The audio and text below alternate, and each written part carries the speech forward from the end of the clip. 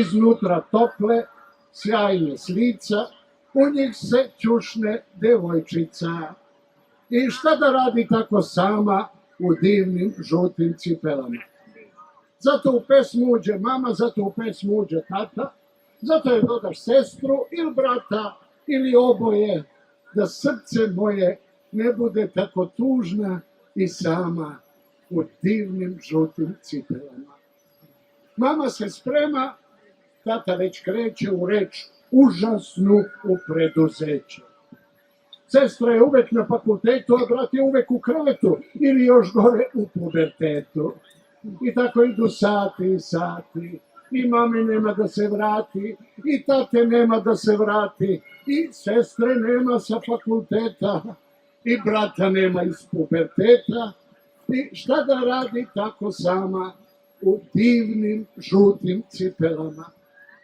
Zbog tuge na tom divnom licu dovedi mojoj drugaricu.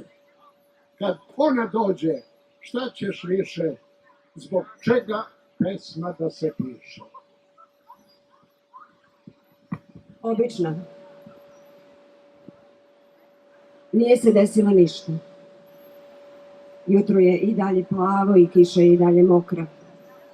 Laži i dalje bole. Hrabrost je i dalje retka. Nije se desilo ništa. Reči su i dalje suvišne i snovi i dalje tek snovi. Srce je samo srce i mir je nedostižan. Nije se desilo ništa, a ništa je veliko i prazno, ništa je teško i mračno, ništa je obično i glupo. Ništa je odsutno, nešto. Nije se desilo ništa. Ljubav je i dalje tu. Nije se desilo ništa. Samo je kraj. Mi se razboleo. Rekoh mu, brate, kako da ti pomognem? Boluj sa mnom, reče on, i ja sam bolovao. Brat mi se rasplačao. Rekoh mu, brate, kako da ti pomognem? Plači sa mnom, reče on, i ja sam plakao. Brat mi se umorio. Rekoh mu, brate, kako da ti pomognem?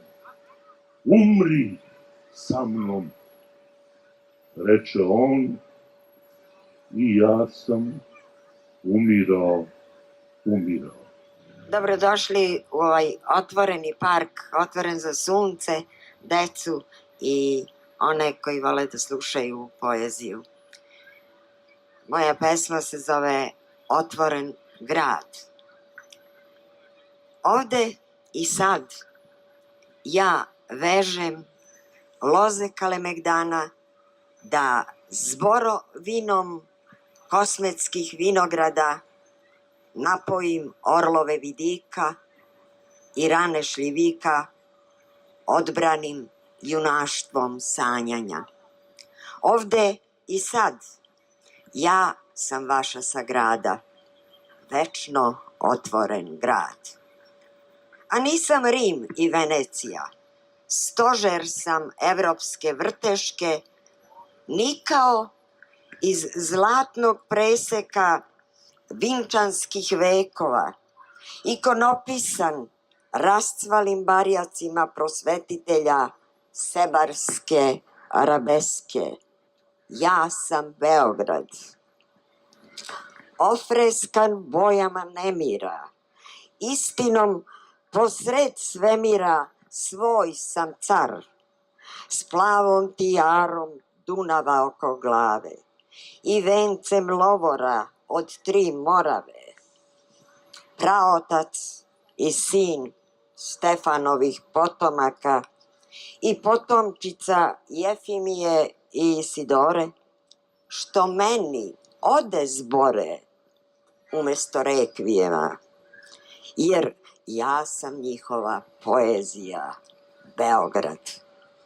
Divopisac nebeskog naroda, gospodin opasan žitnim klasom, lanenim vas glasom pozdravlja iz ovčijeg gunja, trećom rukom. On zna da njivsko blato sa opanaka zlatna je poluga gradskih sokaka. Slušam, pamtim i čekam refren za zagrljaj. Ja sam otvoren grad. Korak po sredini. Najteži je korak po sredini. Po sredini neba, crkve, reči. Treba izmoliti pristup po sredini neba. Nagazit ćeš na zvezdu ako nije noć.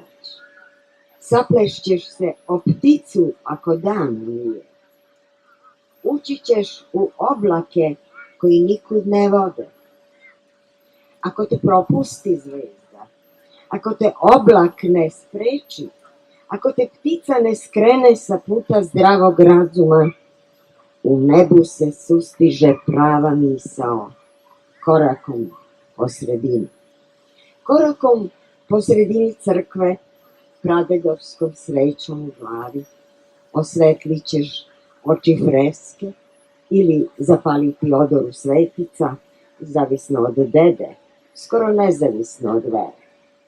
Korakom do oltara tvorit ćeš nežno dete, koje ćeš rodu da rodiš ili mnogo dece koji nikom nećeš poveriti, da hode uspravno korakom po sredini.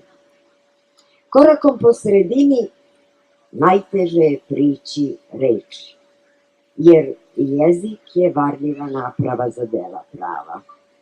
Uvek beži u metaforiku suviše lične istine, u svojstva uopštenih privida, između mraka i sjaja, između spoljnih slika i unutrašnjih živih ikona, između dopuštenih radosti i zabranjenih zanosa, između dozvoljene smrti i nedozvoljenog života. Korakom po sredini teško je prići, teže je proći, najteže otići. Divno, hvala vam Zorice.